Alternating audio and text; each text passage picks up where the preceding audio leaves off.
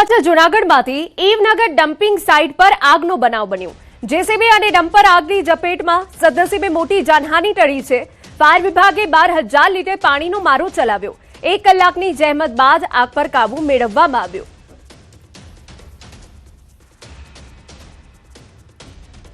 Amreli Bhavnagar Somnath national highway પર આગની ઘટના બની છે। છતડિયા ગામ નજીક ડીઝલ ભરેલો ટેન્કર માં આગ લાગી। રાજુલા પોલીસ ફાયર ટીમો ઘટનાસ્થળ પર પહોંચી થોડી વાર માટે બંને તરફથી રોડ બંધ કર્યો। ડીઝલ ભરેલ ટેન્કરમાં આગ લાગવાનો બનાવ બન્યો હતો। સમાચારમાં વાત હવે અમદાવાદથી કરીએ। જોધપુરમાં આગની ઘટના બની। મેડિકલ દુકાનના ગોડાઉનમાં આગનો બનાવ। ફાયર બ્રિગેડની સાથે 8 ગાડી સ્થળ પર પહોંચી આગ બુઝાવવાની કામગીરી ચાલુ।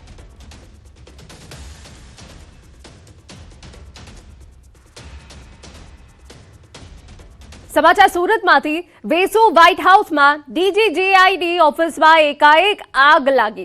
जीएसटी चोरीना दस्तावेज पुरावाओने आगथी नुकसान पहोंच्युं छे। अचानक आग फाटी निकलता अफरातफरी मची गई हती। रेकॉर्ड रूम में आग लागी होवाथी टेक्स चोरीने लगता अनेक महत्वना दस्तावेजो अने फाइलो बळीने खाक थई गया होवानी आशंका। फायरे 2 कलाके आग पर काबू मेळव्यो हतो। कच्छना भचाऊ तालुकाना चोपड़वा पासे प्लाय बनावती कंपनी में भीषण आग फाटी निकली। आग ने पगले आसपास विस्तार में अफरातफरीनो माहौल सर्जायो।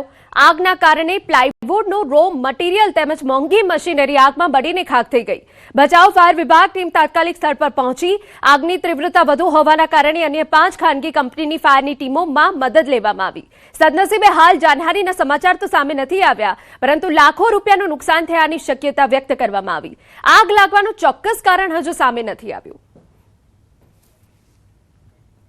સમાચારમાં આગળ વધીએ। બનાસકાંઠામાં ખોરાક ઔષધ નિયમન તંત્રએ કાર્યવાહી કરી। ડીસાની 3 પેઢીઓમાંથી ઘીના નમૂના લઈ તપાસ વગર પરવાનગીએ ચાલતી ડેરી પર તવાઈ।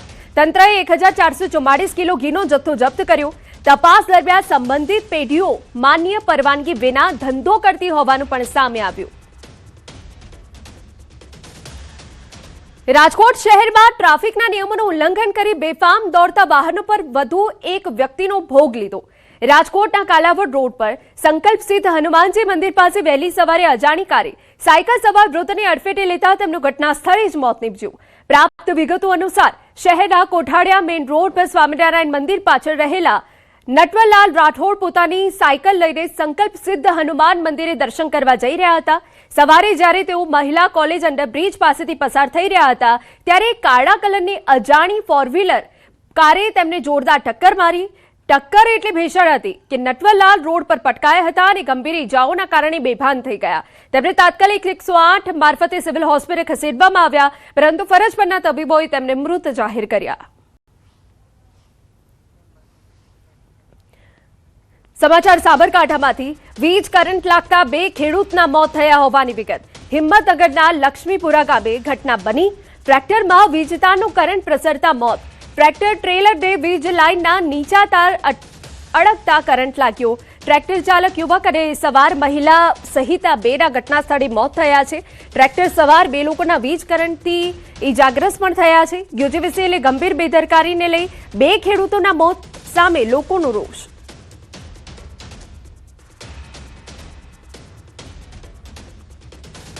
समाचार में आगळ वधीए। हिमाचल प्रदेश में गुजराती परिवार ने अकस्मात नड्यो। अकस्मात में भावनगर परना परिवारना 5 सभ्योना मौत।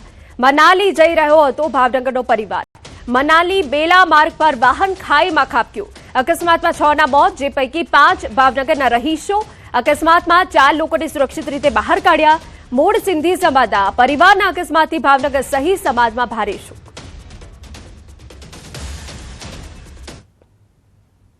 प्रदेश में प्रवास माटे गયેલા હતા અને અમને અકસ્માત નડ્યું છે એવું મયંકભાઈનું કોલ હતું।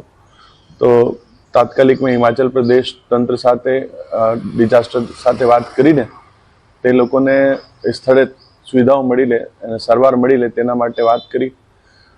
ટોટલ 9 જણા ફતનાની ફેમિલી અને ભોપાણી ફેમિલીના આ પ્રવાસમાં ગયા હતા, જેમાંથી 4 જણા અત્યારે સારવાર હેઠળ છે અને 5 જણાનું દુઃખદ અવસાન થયું છે।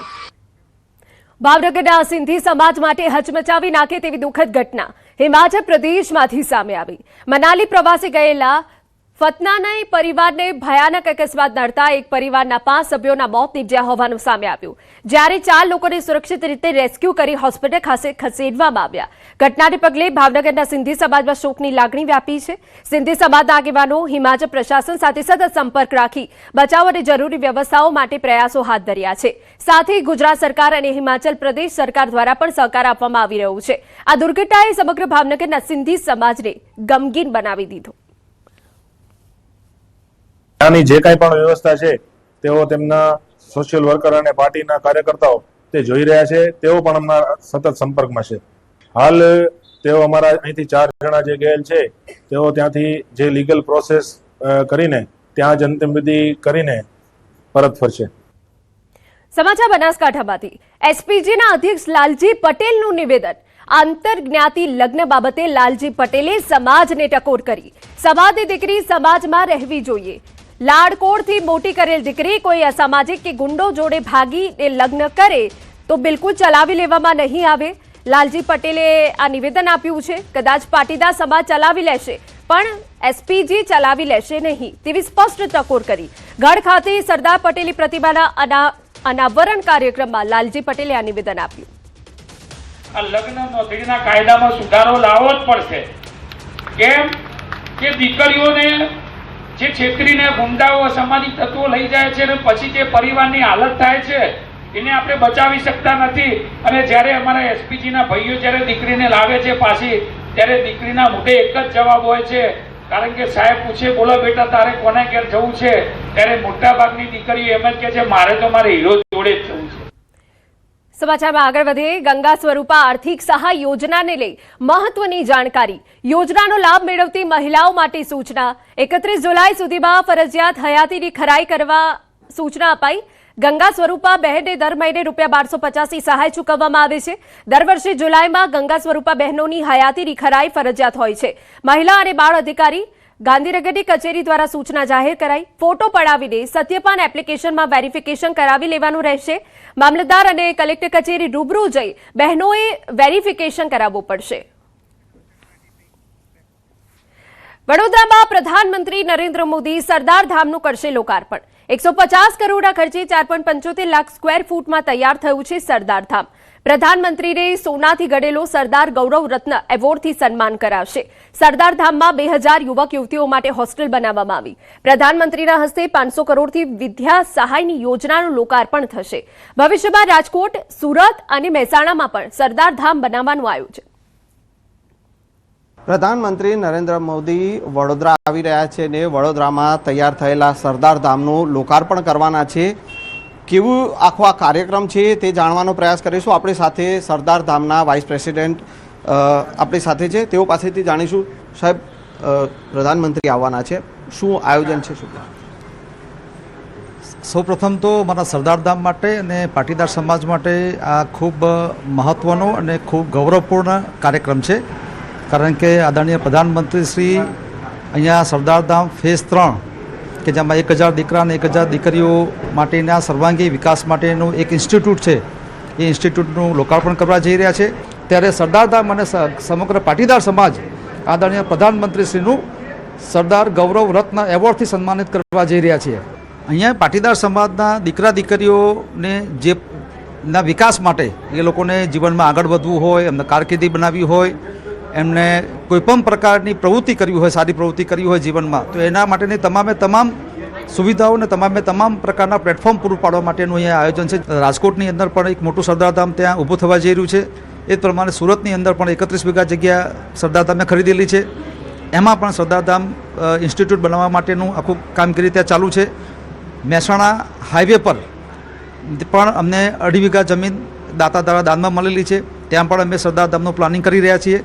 સાથે સાથે નવી મુંબઈની અંદર પણ અમારા એક દાતા છે, એમણે 16 એકર જગ્યા આપવા માટે ની કમિટમેન્ટ આપેલું છે, એમણે જાહેરાત કરેલી છે. એટલે ત્યાં પણ ભવિષ્યમાં અમે ત્યાં સરદાર ધામનું નિર્માણ કરીશું. આગામી દિવસોમાં જે છે તે ફેઝ વાઇઝ અલગ અલગ ઝોન વાઇઝ જે છે તે સરદાર ધામનું નિર્માણ પણ કરવાનું આયોજન કરવામાં આવ્યું છે. કેમેરામેન હરીશ શર્મા સાથે સંજય ટાંક, ન્યૂઝ 18 ગુજરાતી, બરોડા. વડોદરામાં આજે વડાપ્રધાન મોદીનો 1.5 કિલોમીટરનો રોડ શો યોજાયો.